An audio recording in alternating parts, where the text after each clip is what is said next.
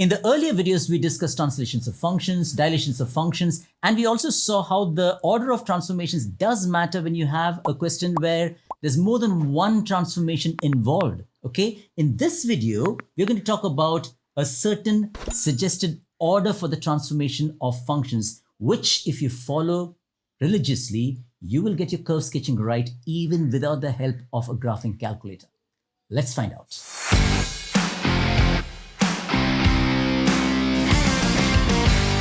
Actually is denoted as curve sketching, where actually you got to do all these curve sketchings without a calculator, all right? So you can use a calculator in class to verify, okay? But the topic is actually curve sketching, where with the knowledge, with the information about all the transformations, you got to be able to make a rough sketch of the function. That is why I said in one of the early videos, go and take a look at it. A knowledge of the basic functions, the parent functions, it's important to know, all right? So what the basic parent square root function looks like, what the parent logarithmic function looks like, okay? And then you can use all these ideas of, the transformations, whether it's a translation, whether it's a dilation. And in other videos, we're going to look at, absolute value transformations also. First, take care of the reversing of the signs. If there's a flipping across the axis, all right? So if it is a reflection about the y-axis or a reflection about the x-axis, first take care of that, okay? Reversing the sign, positive becoming negative, negative becoming positive, take care of that. And this is something like the algebraic order of operations, Bodmer's rule, PEMDAS rule, whichever part of the world you come from, okay? This is something like that, so the order does matter even when it comes to transformations of functions, okay? The second thing that you should take care of is the stretch or the compress, okay? Whether the stretch factor along the y-axis, x-axis, take care of the factor, stretch factor.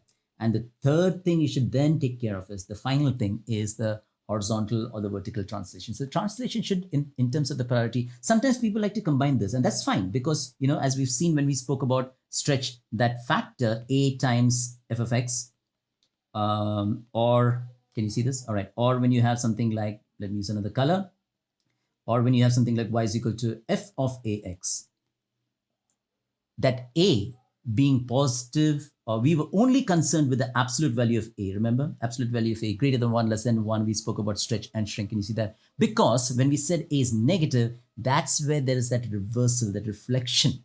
Okay, so sometimes it's also possible to combine 1 and 2, but this translation should always take the final priority, because there might be a case where there is a translation, there may be a translation, there may be only one translation, okay, maybe only horizontal and not vertical, okay? But this is a suggested order to see curve sketching at its best. So let's just try out this example that I have here. F of x is equal to 3 minus 2 times under root of 4 minus x. The first thing, of course, to do is to identify what the parent function is. And we can clearly see that the parent function here is it's some form of the square root function, the same thing that we took earlier on, okay? So to make things a little easier to understand, let's put it in a certain order. So what we're going to do is that we're going to write it as negative 2 under root of 4 minus x plus a 3. I just rearrange that, okay? Can you see this? Maybe I should use another color, right? Okay. What we're going to do now, all right, so let me just rearrange this further. And what I'm going to do is that because that's a function, let me write it as a function. So I'm going to write it as negative 2 f of 4 minus x. All right. Remember, we've identified the first thing, we've identified the parent function. So I'm just going to make a note of it here. Okay. So f of x, my f of x is actually a square root of x. And that's undergoing these transformations. Now we know that this thing is taking care of the vertical and this thing is taking care of some kind of, stretch. All right. And that negative sign out here is a flip. All right. And here, look at that, there's a flip here because f of x is a square root of x. F of negative x is that's a flip. That's a flip across where? It's a flip across the y-axis, okay? So that's a reflection about the y-axis, okay? That's a reflection about the y-axis because that's f of negative x, right? I hope you can see that because f of x is square root of x. That's what we've identified the parent function. That's why I said the first thing, identify the parent function. So that's the first thing to identify. Remember I said first thing should be identifying reflections, Okay, so it's a reflection's happening. There's a reflection about the y-axis. So if you know the basic shapes, as I said, know the basic shapes. Let me just make a very simple. Okay, so that's my square root of x. Okay, the first thing that's happening is, the first stage right after this is a flip, right? So let me just use the same thing. And the first thing that's happening is a flip across the y-axis. All right, so this is what's happening first. Okay, so this is stage one.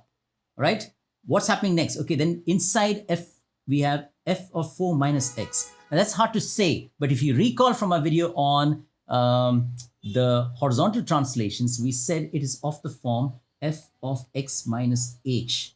X minus h, that's easier to identify. All right, so let's write it like, x minus h. What we have is 4 minus x. So what I'm going to write is f of negative x plus 4. And since we want to write it in this form, algebra tells us that we can write it like, what should I do?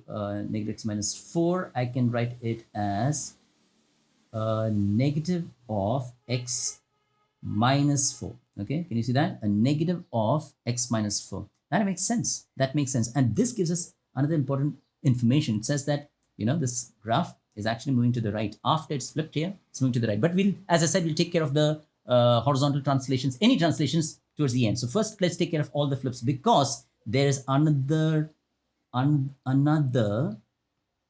reflection happening here. Okay, there's another negative sign here. But before that, you can see that there's a 2. So that's a stretch, and vertical stretch, okay, along the y-axis. And I said that should be the second. But first, let's take care of all reflections, all right? So we know that there's a 2, but it's getting flipped.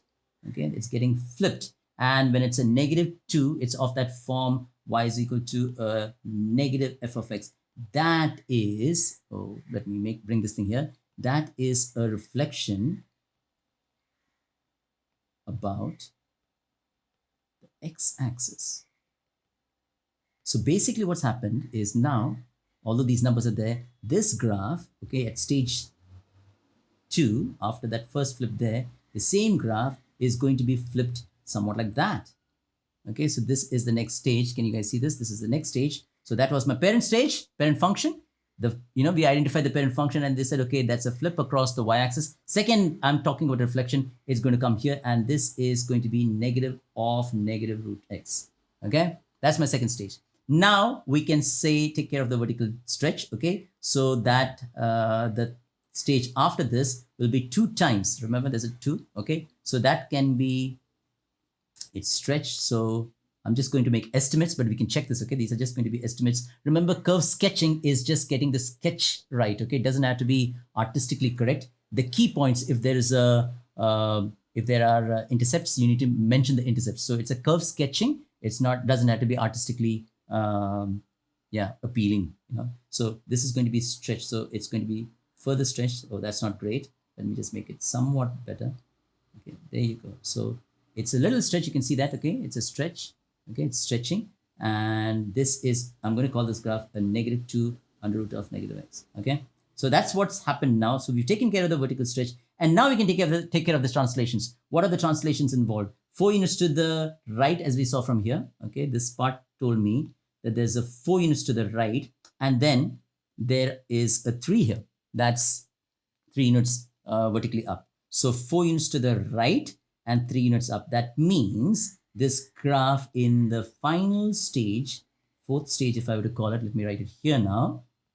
Okay, this shape of the graph goes, what was that? 4 units to the right. Okay, 4 units to the right and 3 units up. So that means at the point 4, 3, if that's 4 and that's 3, okay, that's the point 4, 3. You have to have the same shape of the graph, right? So I'm bringing this thing back. So that's the same shape that comes out. Okay, that's the same shape that's going to come out. But now we have an intercept here. So we need to indicate that. Okay, that's what curve sketching is. Okay, you need to show what that intercept is. So this is going to be my final graph, 3 minus 2, what was that, square root of 4 minus x, something like that, right? Let me just check.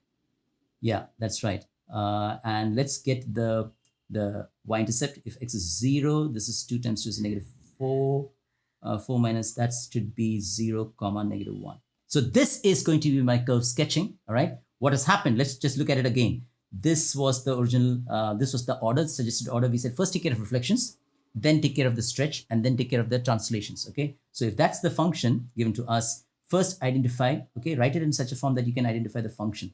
Okay, so we said the function is a square root function, and we identified that that's a negative. So first we flipped it across the y-axis, then we took care of the second reflection, and then we took care of a stretch. This is just an estimate, remember that. Okay, but the sketch, the shape is more important. Okay, and then we took care of the translation, okay, the horizontal and the vertical. Now, before we close this video, let's just verify that this is indeed the graph. So to do that, let's get back to the calculator, insert a new problem.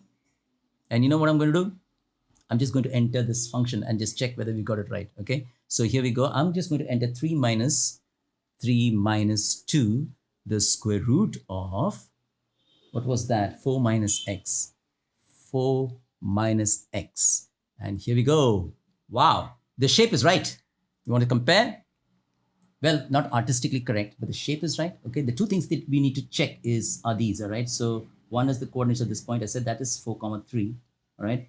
And this is 0, -1. Let's just check that, because that is what's important when you write in your exam and your test. Curve sketching is not to be artistic, but if there are intercepts, if there's maxima, minima, all those key points, that you need to indicate, all right? So let's go back to our calculator and check those things, okay? So here we are, and I'll use analyze, graph trace, and that point is 0, -1, hallelujah. And as I come back here, that point is not defined, but I'm just going to bring it anyway. Trace, change the trace step to maybe 0.1. And let's see now, 4, 3, as we said, that means, what does that mean? That means that this stages that I've suggested here, the suggested order, this works, okay? So when it comes to combined transformations, the order of the transformations does matter. In the next video, we will solve more examples based on the suggested order. This is curve sketching, and my name is John Paul Raj, and I'm on a mission to make the learning of math fun.